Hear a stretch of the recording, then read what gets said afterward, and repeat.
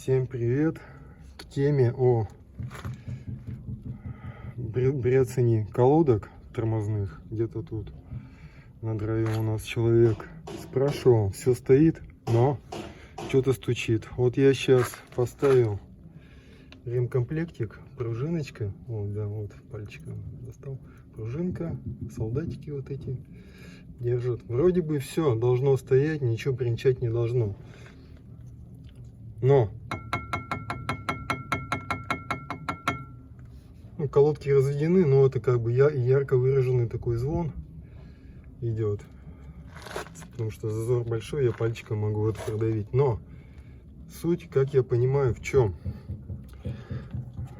Вот в этих колечках, как бы они не особо идут на роль этих теплоотражателей, а по большому счету это, как я понимаю, пружинки. На оригинале вот здесь сделан язычок отогнут. Вот он в такой плоскости сюда выгнут. То есть колодочка у нас сюда встает вот до этого места. Для чего нам и нужен этот? А вот это, кстати, немного так, в другую сторону. Ну ладно, это сути не меняет. Вот, развернем ее так, это низ получается. Колодочка у нас встает вот до этого места. Вот до этого места. И язычок ее поджимает, чтобы она не болталась, не бряцала.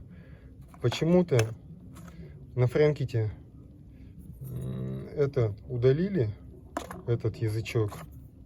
А на оригинале он имеется. И как понимаю, это против бряцания, чтобы колодочка держалась и не болталась. Здесь должен быть язычок.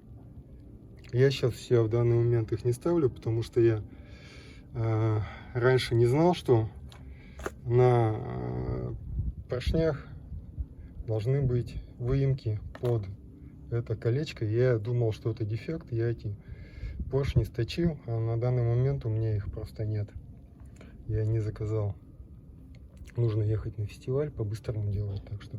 Но суть в чем? Как я понимаю, от бряцания нам нужен здесь вот язычок дополнительно. Вот эта пружинка, значит, она с одной стороны колодку поджимает, и язычок должен быть вот здесь. Всем спасибо, пока.